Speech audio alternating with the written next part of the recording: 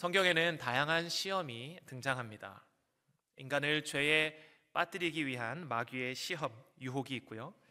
사람의 욕심에서 비롯된 시험이 있다고 야고보는 말합니다. 또 하나님께로부터 오는 오늘과 본문과 같은 시험도 있고, 반대로 사람들이 하나님을 시험하는 경우도 등장합니다. 이 시험들을 크게 둘로 나누면 아마도 우리를 죄로 인도하는, 이끄는 유혹, 템테이션의 시험이 있을 것이고, 다른 경우는 바로 하나님의 연단, 하나님의 테스트, 이 시험이라고 부를 수 있을 것입니다. 특별히 한국 기독교 성도들이 이 시험을 유난히 많이 경험하는데요. 여러분 이런 말 해본 적 있으세요? 목사님 저 시험 들었어요. 안 해보신 분 한번 손 들어 보십시오. 다 해보신 걸로. 유난히 이런 얘기들을 저희가 종종 많이 합니다. 저 시험에 들었습니다. 시험에 든 것 같아요. 목회자는 그 말을 들으면 가슴이 철렁합니다. 이 성도님도 어떤 상황일까? 이것이 마귀의 미혹인가? 아니면 하나님의 연단인가? 물론 구별하기 쉽지 않습니다. 그러한 시험들 여러 상황 속에서 특별히 이 신실한 성도들에게도 하나님의 시련과 고난이라는 시험지가 찾아올 때가 또 종종 있음을 봅니다. 물론 하나님의 시험이 우리의 믿음을 성숙해 하고 연단하는 과정이라고 우리는 머리로 알고 있지만, 막상 그 시험의 당사자가 되면, 여러분 시험지 받아서 문제를 봤는데 한 문제도 못 풀겠는 경우 있으세요? 문제를 봤는데 도저히 풀 수 없는, 그냥 백지로 시험관에게 이걸 제출하고 당장 나가고 싶은 그런 충동이 들 정도로 이런 절망적인 시험이 우리의 인생에 찾아올 때가 있습니다. 오늘 우리가 읽은 본문 속에서도 참 일반적인 상식으로는 이해할 수 없는 시험이 아브라함에게 주어졌습니다. 하나님은 도대체 왜 아브라함에게 이삭을 번제로 드리라고 말씀하신 걸까요? 어떤 사람들은 이 본문을 가지고 그 봐라, 하나님은 인간을 제물로 받으시는 아주 잔인하고 무악한 그런 신이다라고 단정짓기도 합니다. 물론 성경을 읽는 저와 여러분은 이 저자 모세의 배려로 인해 이것이 하나님의 시험이구나를 알 수 있지만, 이 시험을 당하는 당사자였던 아브라함은 전혀 그런 아이디어가 없었습니다. 이렇게 이해가 안 가는 명령을 받았던 아브라함이 과연 이것을 어떻게 받아들였을까? 그리고 왜 하나님은 이 시험을 아브라함에게 허락하셨는가? 이 질문에 답하기 위해서 우리는 이 본문이 일어나고 있는 이 배경에 대해 좀 더 면밀히 살펴보아야 합니다. 오늘 본문 1절에 보시면 이 이야기 시작이 이렇게 되죠. 그 일 후에 하나님이 아브라함을 부르십니다. 여기서 그 일은 바로 앞선 21장에 일어난 일련의 사건들을 지칭하는 것이겠죠. 21장에 어떠한 사건들이 나옵니까? 짧게 요약하면 아브라함이 25년 동안 하나님의 약속의 말씀을 붙잡고 기다렸던 그 약속의 아들 이삭이 태어납니다. 너무 기뻤죠. 그리고 동시에 하나님의 명령을 따라 하갈과 이스마엘을 내쫓습니다. 이삭만이 유일한 약속의 씨로 남는 것이죠. 그리고 나서는 아비멜렉이라는 왕이 아브라함에게 찾아와서 화친을 신청합니다. 언약을 맺고 또 브엘세바라고 이름 지은 곳에서 아브라함은 영원하신 하나님의 이름을 높이 올려드립니다. 이것을 종합해 보면 지금 아브라함의 상황은 더할 나위 없이 너무나 좋은 상황이에요.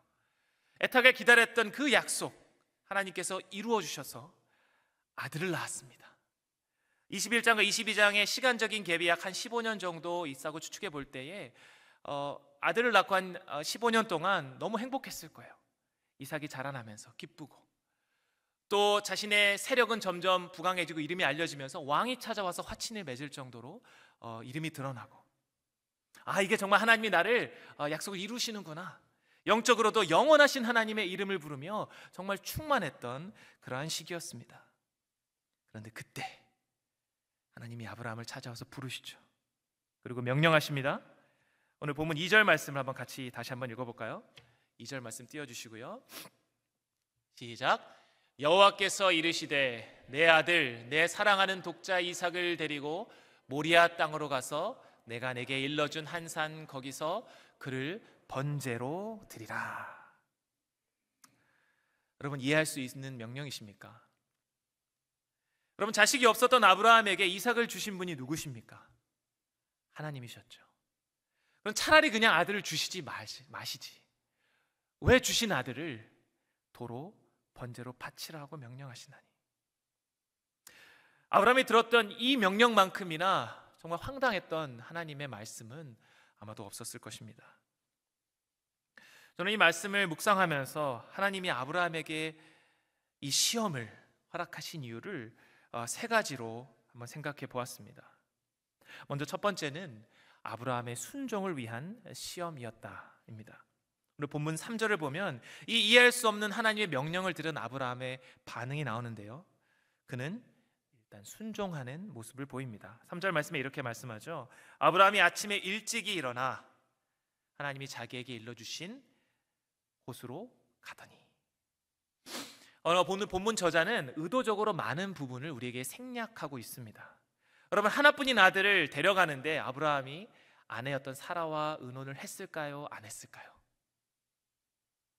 의견이 분분할 수 있습니다. 안 하고 갔다 했을 것이다. 저는 아내와 의견을 했을 거라고 추측합니다.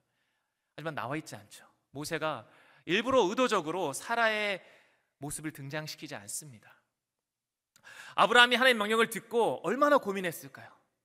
다음날 아침에 일찍 일어나 떠났는데 그가 밤을 새고 뜬 눈으로 아침에 떠났는지 우리는 알 수 없습니다. 어떠한 고민을 했고 그의 감정이 어떤지 말씀을 통해서 구체적으로 그의 감정선이 드러나지 않습니다.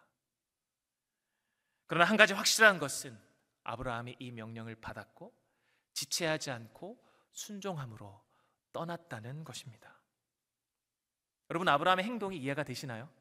하나님의 명령도 잘 이해가 안 가고 아브라함의 행동도 사실은 잘 이해가 되지 않습니다.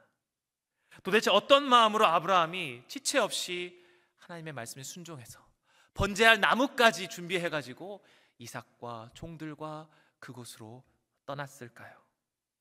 모리아 땅을 향해 3일간을 걸어가면서 그는 아들 이삭과 무슨 대화를 했을까? 어떤 마음이었을까? 모세는 우리에게 그것을 자세하게 가르쳐주고 있지는 않습니다. 그러나 우리가 이 모습을 통해 이러한 아브라함의 순종이 결코 충동적이거나 아주 맹목적인 그냥 복종으로는 볼 수 없다는 사실을 기억해야 합니다.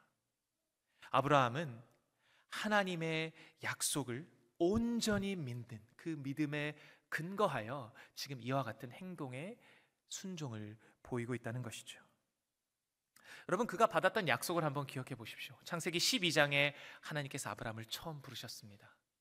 갈대아 우르, 네 본토 친척 아비 집을 떠나라. 그리고 내가 네게 지시할 땅으로 가라. 황당한 명령이죠. 아주 좋은 도시를 떠나서 아무것도 없는 가나안 땅으로, 그것도 잘 알지도 못하는 신을, 그 말씀만을 믿고 떠나려는 명령에 아브라함은 순종함으로 나아갔습니다.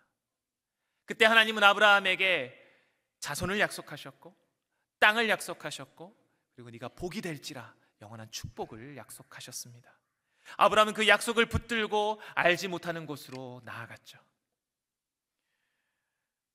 그리고 그 조카 롯이 왕들에게 잡혔을 때에 아주 목숨을 내걸고 길른 병사들과 함께 전치열한 전쟁을 치르고 승리한 이후 돌아왔을 때에 창세기 15장에 하나님이 아브라함에게 다시 찾아오십니다. 그리고 말씀하시죠. 네 씨를 하늘의 별과 같이 많게 할 거야. 하나님, 저 아직 아들이 없어요. 아니, 네 몸에서 날 씨가 하늘의 별과 같이 많아질 거야. 그 약속의 증표로 언약을 맺으시죠. 쪼갠 고기 사이로 하나님의 횃불이 지나며 하나님의 자신의 약속을 증명하십니다. 아브라함은 여전히 의심하며 애굽 땅에 내려가서 기근이 왔을 때에 애굽 왕에게 자신의 아내를 누이라고 속이기도 하고 또 자식이 없자 하갈을 얻어서 이스마엘이라는 아들을 낳기도 합니다. 그럼에도 여전히 하나님은 99세 때 다시 찾아오시죠. 그리고 할례의 언약을 맺으시며 그에게 내년 이맘때에 네가 아들을 낳을 것이다. 이름을 이삭이라고 해라. 그 이삭을 통해 언약을 맺고 내가 너의 후손을 많아지게 할 것이다. 여러분, 창세기 21장에 이 하나님의 약속이 이루어졌습니다. 약속하신 대로 아들을 주셨고 아브라함은 자신의 그 신앙의 여정을 걸어오면서 하나님이 자신이 하신 약속을 신실하게 지키시는 분임을, 심지어 자기가 연약함에 빠졌음에도 자신을 붙들어 끌고 이끌어 가시면서 그 약속을 이루시는 하나님을 경험했던 것입니다. 이 믿음에 근거하여 오늘 22장의 하나님의 이 명령을 지금 아브라함은 받았고, 그 믿음에 근거하여 지금 순종하는 행동으로 나아갔던 것이죠. 아브라함도 구체적인 방법은 아마 이해할 수 없었을 것입니다. 분명 자신의 그리고 사라의 죽었던 몸에서 이삭이라는 생명을 주신 분, 그분이라면, 이 이삭을 번제로 바치라 명령하신 그분이 그 동일한 분이시라면 내가 이들을 바친 후에 그를 다시 죽음에서 살려서 나에게 다시 주실 수 있는 분이다, 그렇게 함으로써 자신의 약속을 이루실 분이다 라고 아브라함은 믿었던 것이죠. 그것이 어디에 나옵니까? 오늘 본문 5절을 한번 같이 읽어보겠습니다. 시작. 이에 아브라함이 종들에게 이르되 너희는 나귀와 함께 여기서 기다리라. 내가 아이와 함께 저기 가서 예배하고 우리가 너희에게로 돌아오리라 하고. 여러분, 아브라함이 이 아이 종들을 기다리라고 하면서 내가 이 아이와 예배하고 올 건데, 번제를 드릴 건데 우리가 다시 돌아올 거야, 이 말에서 아브라함의 여러분 믿음이 느껴지십니까?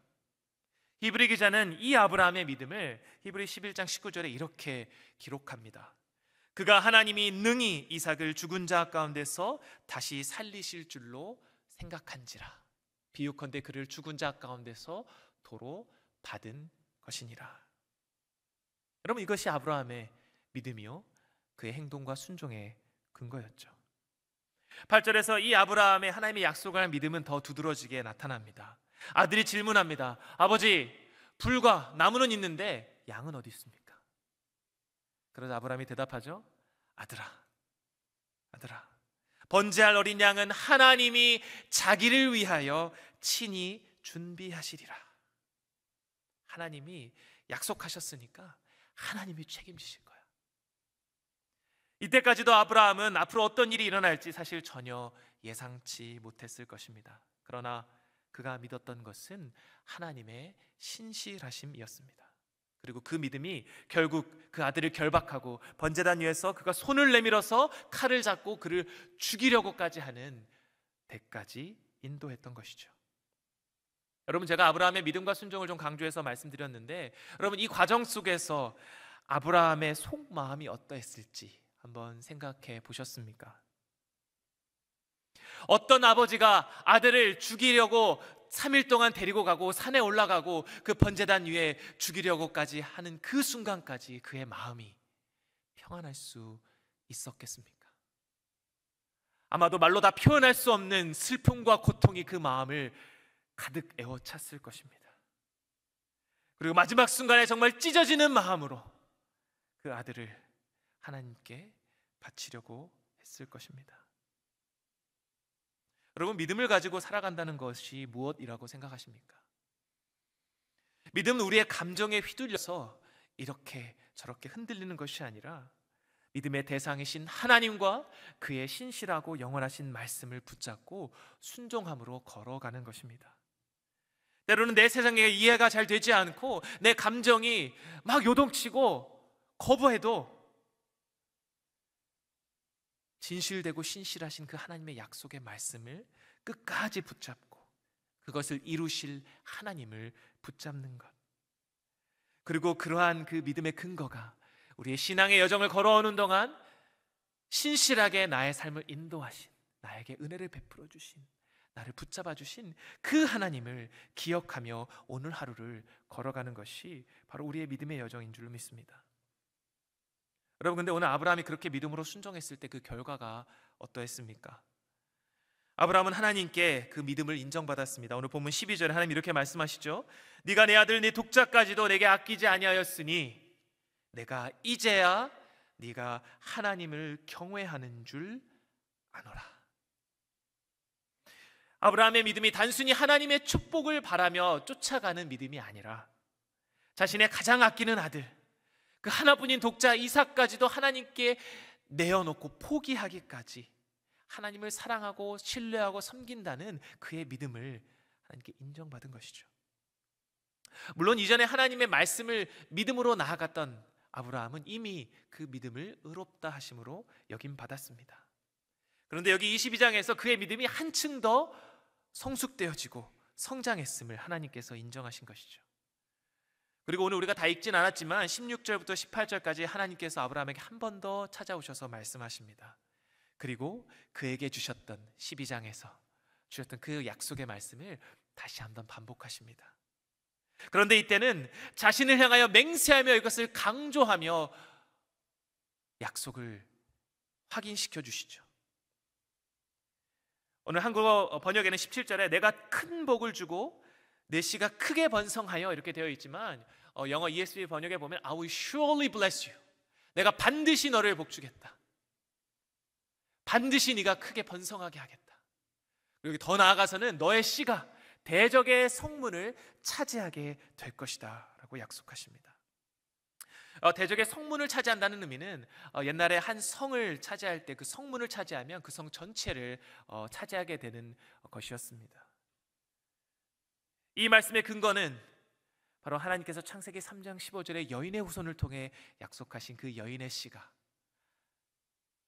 뱀의 머리를 짓이기고 훗날 예수 그리스도를 통해 아브라함의 씨로 오신 예수 그리스도를 통해 그분이 사단과 마귀의 권세를 이기시고 그리고 베드로에게 약속하셨듯이 네가 내 반석 위에 교회를 세울 것이다. 음부의 권세가 침범하지 못할 것이다 라고 약속하시는 이 말씀들과 모두 연결되는 말씀입니다.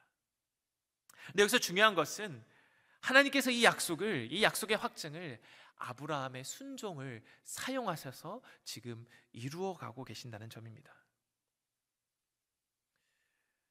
여러분, 이 말씀을 처음 받았던 이스라엘 백성들이 이 이야기를 처음 모세를 통해 들었을 때에 어떠한 반응을 보였을 것 같으세요? 우리의 조상 아브라함이 하나님께 이러한 시험을 당했는데 믿음으로 순종해서 이 시험을 통과하고 하나님의 약속을 확증받았구나. 그리고 그 약속대로 우리가 이렇게 큰 민족을 이루어서 이제 약속의 땅 가나안 땅을 눈앞에 두고 있구나. 우리 가나안 땅에 있는 저 대적들 우리가 반드시 승리하고 하나님의 약속대로 우리가 저것을 성취하겠구나, 취하겠구나. 얼마나 기쁨과 감격 속에 이 말씀을 받았을까요? 그렇다면 이 말씀을 오늘 받고 있는 저와 여러분은 어떻게 이 말씀을 받고 계십니까? 내 머리로 다 순종과 이해가 되지 않는 하나님의 명령을 주어질 때에 납득이 안 되지만 내 감정이 요동치지만 하나님의 신실하심을 붙잡고 하나님의 말씀, 하나님의 뜻에 순종함으로 나아가는 것이 진실한 믿음이다. 모든 것이 다 잘 되어질 것 같은 때에도 하나님께서 우리의 믿음을 연단하기 위해 우리에게 고난과 시험을 허락하실 수 있다. 그때에 우리는 순종함으로, 믿음으로 이 시험을 통과해야 한다. 그때에 하나님께서 우리의 믿음을 인정해 주시고 우리에게 그 약속을 더 확증시켜 주신다라고 적용해 볼 수 있겠죠. 근데 여기서 우리가 한 가지 또 질문이 떠오릅니다. 그래서 하나님, 우리가 저 순종하고 싶은데 그럼 저 어떤 것까지 포기해야 됩니까? 자, 아브라함은 이삭을 포기했는데 하나뿐인 아들, 가장 소중한 거 포기했는데 그럼 저는 제 삶에 어떤 것까지 하나님 제가 포기해야 하나님께 인정받는 믿음이 되는 겁니까? 만약 우리가 여기서 결론을 맺는다면, 이렇게 결단하고 내가 가장 소중한 것 포기해야지라고 이 말씀을 끝내버린다면 우리는 이 말씀을 주신 진정한 의미의 그 하나님의 뜻을 다 깨닫지 못하게 될 것입니다. 한 단계 더 나아가서 이 말씀의 깊은 의미를 우리는 길어 올려야 되는 것이죠. 왜냐하면 하나님께서 아브라함에게 이 시험을 허락하시고 이 이야기를 이스라엘에게, 우리에게 주신 이유는 바로 하나님의 사랑을 보여주기 위한 시험이었기 때문입니다. 그럼 본문 2절로 다시 돌아가서 하나님께서 말씀하시는 명령을 다시 한번 볼까요? 하나님 이렇게 말씀하시죠.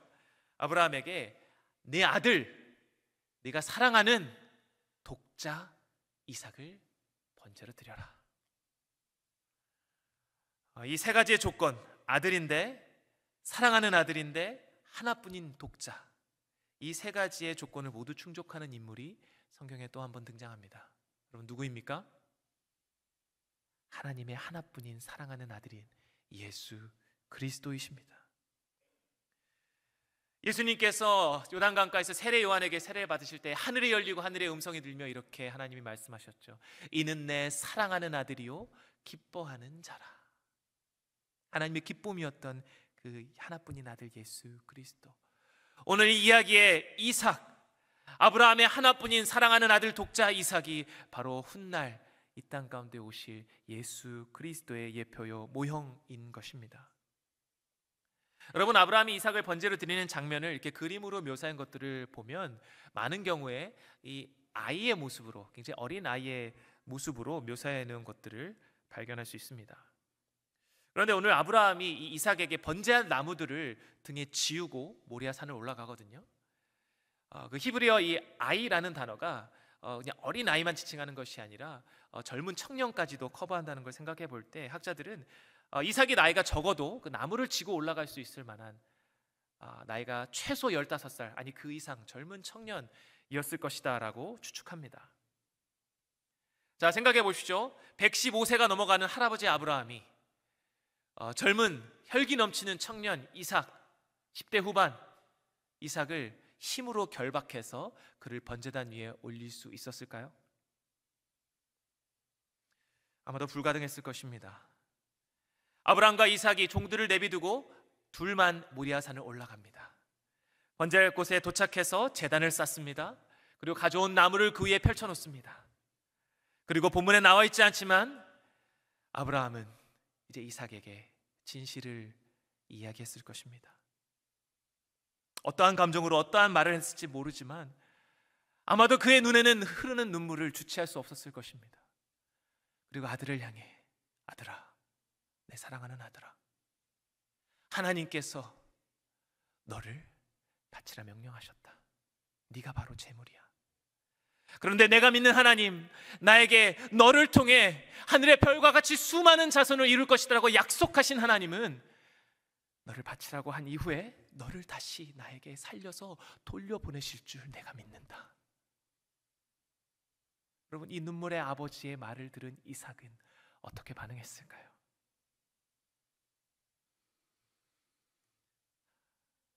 아브라함의 믿음이 이삭에게 전가되는 순간이 아닐까요?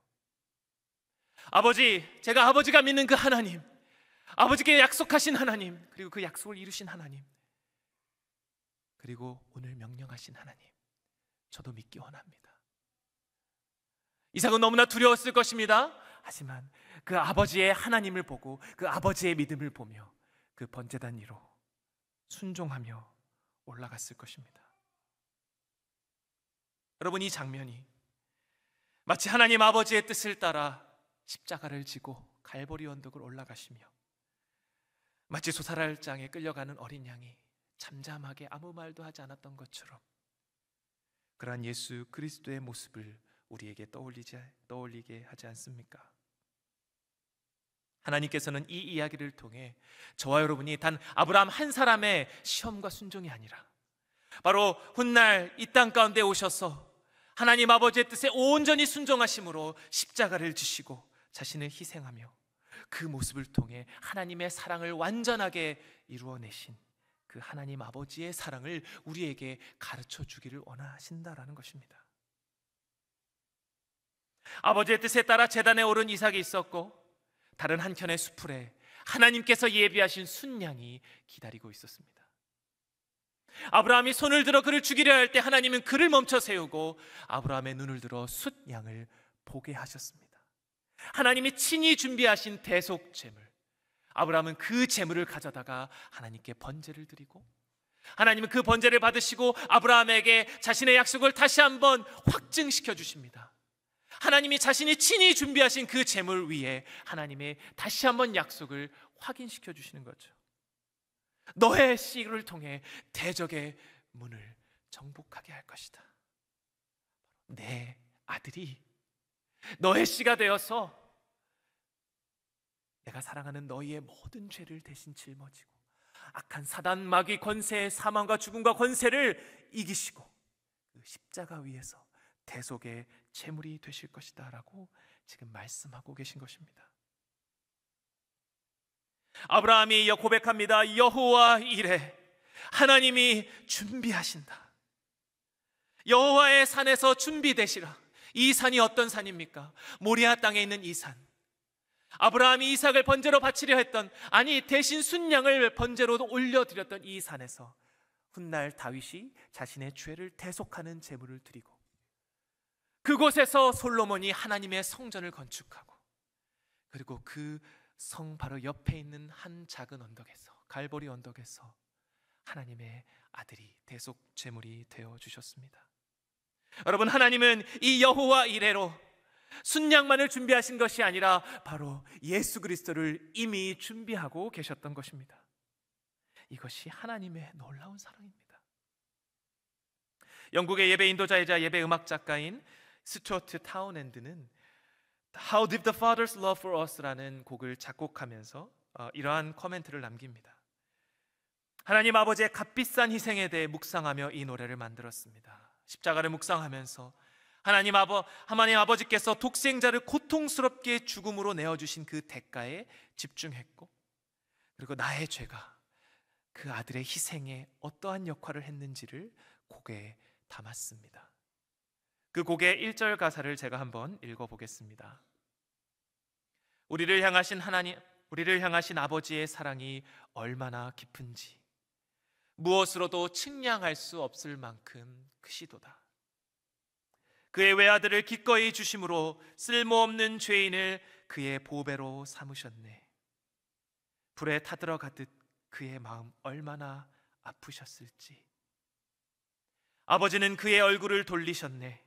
그 선택된 한 사람을 짓이긴 상처로 수많은 자녀들을 영광에 이르게 하셨네. 여러분, 이 노래에서 하나님 아버지의 마음이 느껴지십니까? 아브라함은 이 하나님 아버지의 마음을 아주 간접적으로 경험했습니다. 자신의 사랑하는 아들 이삭을 죽음으로 내어몰면서 그 마음속에 깊이 뼈저리게 찾아오는 그 고뇌와 찢어지는 아픔, 그런데 그것과도 비교할 수 없는 하나님 아버지의 마음을 과연 우리 중에 누가 상상이나 할 수 있겠습니까? 죄인들을 너무 사랑하셔서, 당신이 창조하신 이 사람들이, 이 인생이 너무 불쌍하셔서 우리를 사랑하사 자신의 사랑하는 하나뿐인 아들 예수 그리스도를 십자가의 죽음으로 내어 몰았던 아버지의 마음,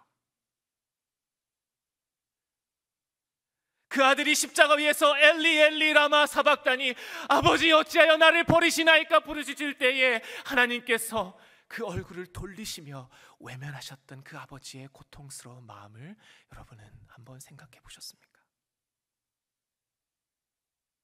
여러분, 그 아버지의 사랑이, 그 아버지의 마음이 지금 저와 여러분을 향하고 있습니다. 그 아버지 하나님께서 저와 여러분의 하나님이 되심을 믿으시기 바랍니다. 그 하나님이 저와 여러분을 먼저 사랑하셨고, 우리가 하나님을 사랑한다 고백하지만, 아니 이 세상 그 어떤 것으로 측량할 수 없는 사랑으로 우리를 누구보다 사랑하셨습니다.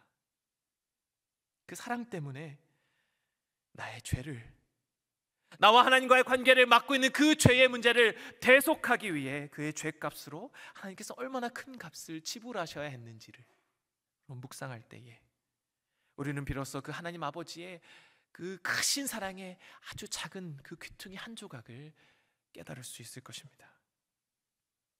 마지막으로 이 아브라함의 시험은 우리의 순종을 위해 주어졌습니다. 여러분, 아브라함의 시험과 그의 순종의 이야기는 우리를 그리스도께로 인도합니다. 그리고 더 나아가서 다시 우리를 하나님 아버지의 순종의 자리로 인도합니다. 특별히 저는 세 가지의 순종으로 우리를 인도한다고 생각하는데요. 먼저는 부르심에 순종하는 삶입니다. 여러분, 하나님께서 아브라함을 부르셨습니다. 그리고 부르셨을 때 아브라함이 대답했죠. 주님, 제가 여기 있습니다. 하나님께서는 여기 모인 우리 각 사람을 하나님의 선하신 뜻대로 부르셨습니다. 믿음의 여정을 시작한 때가 각자 다 다르죠. 그리고 걸어온 길도 다르고 앞으로 걸어갈 길도 다 다를 것입니다. 우리가 경험하는 상황들도 모두 살아가는 모습도 다양합니다. 그런데 중요한 것은 바로 하나님께서 저와 여러분을 당신의 자녀로 불러주셨다는 사실입니다. 그리고 부르셨다면, 우리가 그 사실을 깨닫는다면 우리를 부르신 그 모양을 따라 그 삶의 자리에서 하나님의 말씀에 순종함으로 살아가야 한다는 것이죠.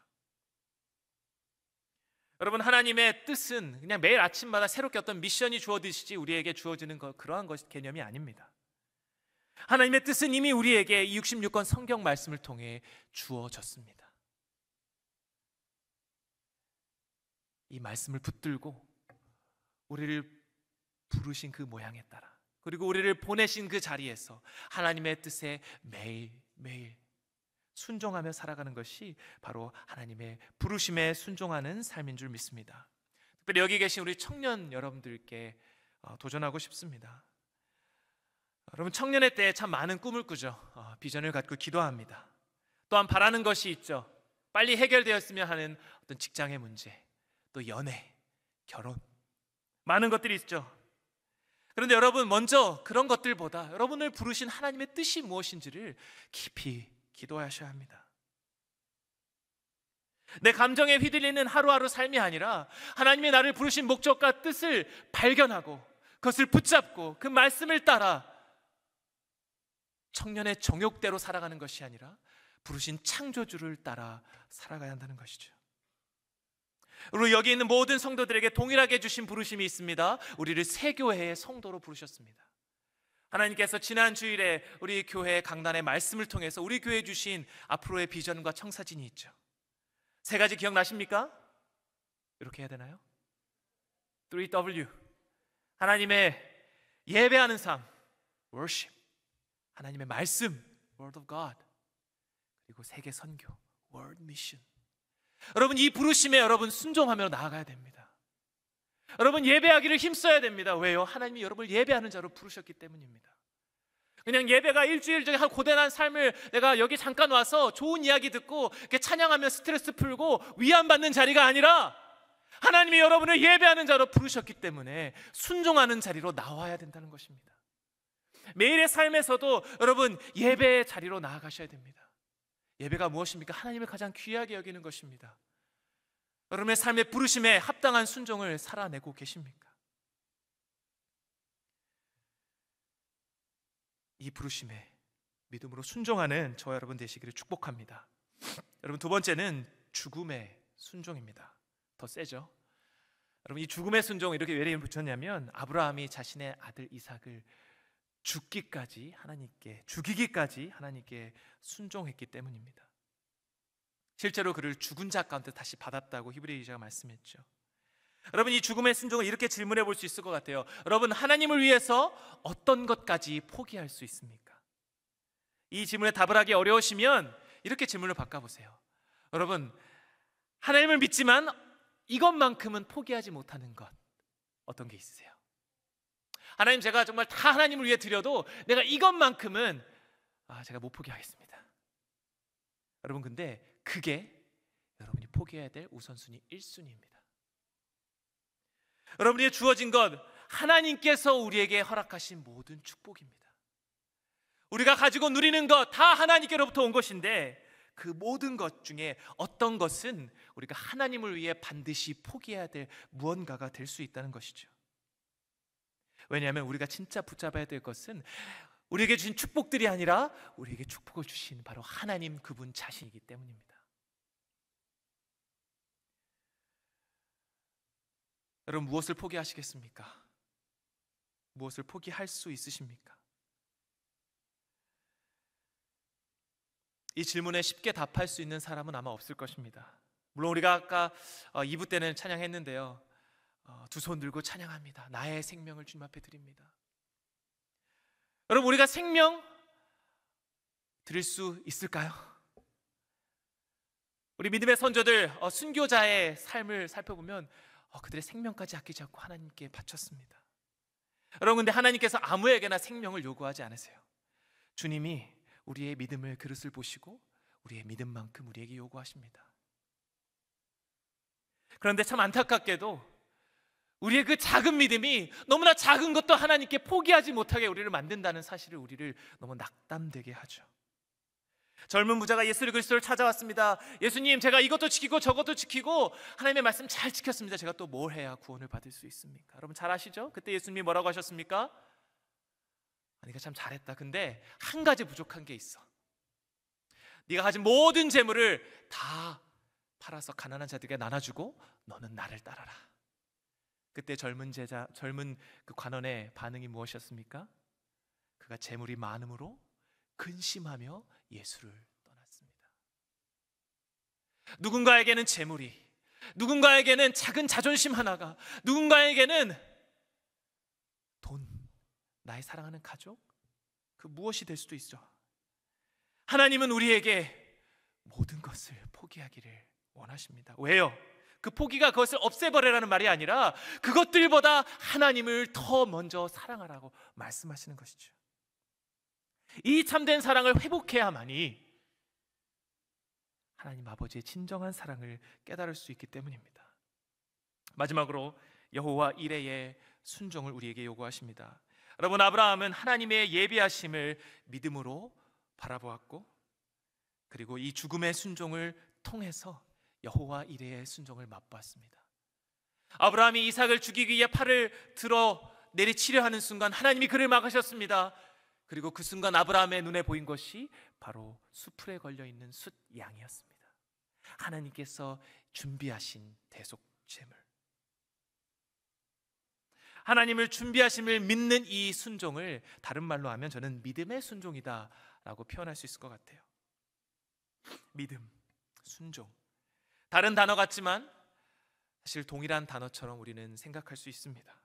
예수님께서 요한복음 3장 16절에 이런 말씀을 하셨죠. 아들을 믿는 자에게는 영생이 있고 아들에게 순종하지 아니하는 자는 영생을 보지 못하고 도리어 하나님의 진노가 그 위에 머물러 있느니라.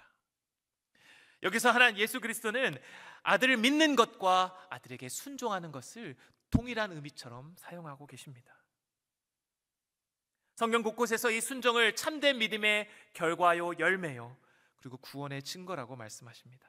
바로 믿음과 순종이 뗄래야 뗄 수 없는 것이라고 우리는 성경을 통해 알 수 있는 것이죠. 그래서 이렇게 결론 내릴 수 있을 것 같아요. 순종은 은혜다. 순종은 뭐라고요? 순종은 은혜다. 그리고 예수 그리스도를 붙잡는 나의 믿음의 표현이다. 여러분, 순종함이 없는 그리스도인 존재할까요? 존재할 수 없습니다. 그것은 마치 믿음이 없는 그리스도인이라고 말하는 것과 같을 것입니다. 왜냐하면 순종은 나에게서 드러나고 나에게서 생겨나는 것이 아니라 바로 하나님의 은혜로 우리가 믿음으로 나아가는 것이 바로 순종이기 때문입니다. 여러분, 믿음을 주신 분이 누구이십니까? 하나님이 은혜로 우리에게 믿음을 주셨죠. 성령께서 우리의 마음을 변화시켜 주셔서 우리가 예수 그리스도를 주라 믿음으로 고백할 수 있게 되었습니다. 그 믿음 때문에 우리는 순종할 수 있게 되는 것입니다. 하나님께서 우리에게 믿음도 주시고 우리에게 순종할 수 있게 우리를 도와주십니다.